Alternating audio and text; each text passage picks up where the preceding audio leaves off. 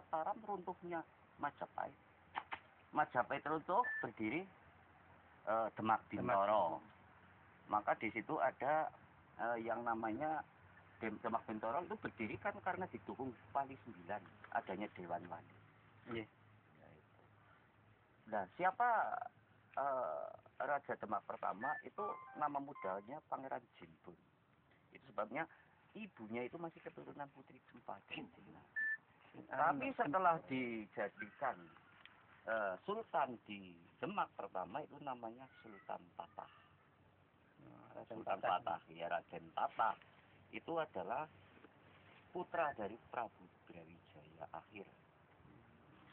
Akhir setelah berdiri Majapahit, Demak pertama, lalu pada waktu itu berapa generasi sampai Sultan Trenggono, runtuhnya Trenggono Demak, lalu muncul kerajaan Padang. Nah itu Padang sebenarnya yang jadi raja Sultan Hadiwijaya itu waktu masih muda yang namanya Mas Karebet. Putranya Ki Gede Kebokno. Kalau diurut ya kembali ke Tras Brawijaya lagi. Obat nyamuk. Ya, obat nyamuk. Karebet setelah jadi agak besar namanya Joko Tingkir. Nah, kenapa namanya Karebet? Pada waktu sebelum melahirkan mengadakan itu hiburan wayang pada masa kehamilan si bayi itu umur 9 bulan. Waktu wayang sedang berjalan tengah malam, pelir wayangnya itu sobek. Maka anak itu lahir dinamai Karebet. Sobek. Gitu. Setelah dewasa, Jaka Tingkir, setelah diangkat menjadi sultan di Padang namanya Sultan Hadiwijaya Padang. Itu begitu kurang lebih. Nah, yang ini itu kalau ini menurut pendapat saya bukan Tras Brawijaya tapi Peguon. Peguon putus Peguon pertama, kedua, ketiga itu baru keturunan Brawijaya dari putranya Syekh Baridin atau judul Pandita Putra Pasir Luhur. Itu adiknya Prabu Brawijaya Majapahit.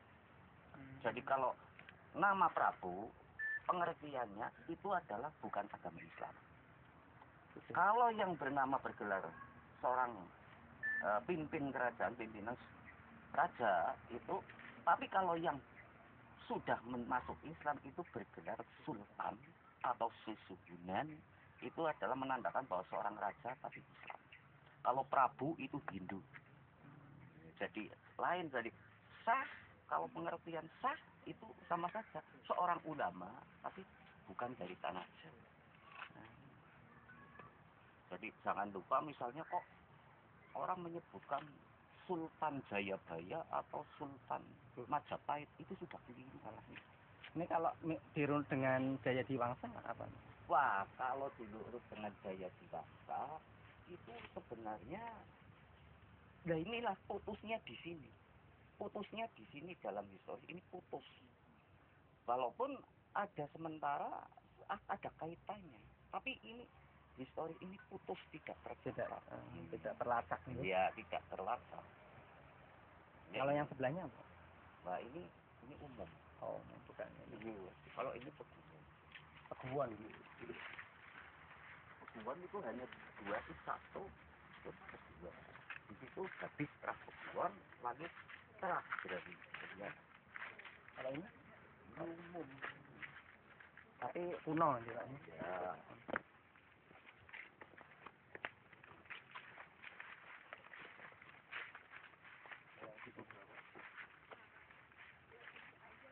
Peguon sama Paguhan, Pak.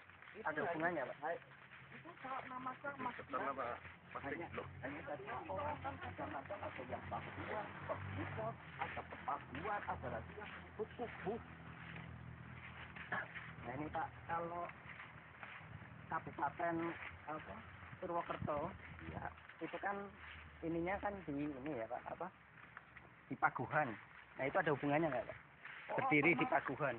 Otomatis ada hubungannya.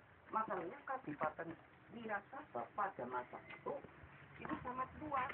Pak Kepresidenan ya? Lebih lagi. Probolinggo, Purwokerto, Banyumas, Cilacap sampai sampai daerah Cikarang. Kalau menurut historisnya begitu. Kadipaten Wirasaba itu bukan sekelumit desa Wirasaba. Sangat luas. Kadipaten. Kadipaten. Bukan kabupaten, tapi kadipaten.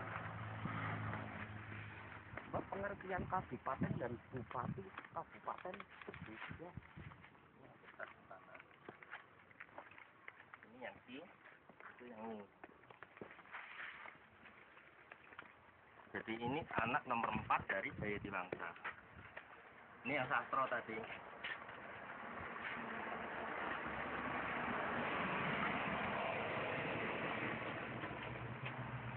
Video apa ini?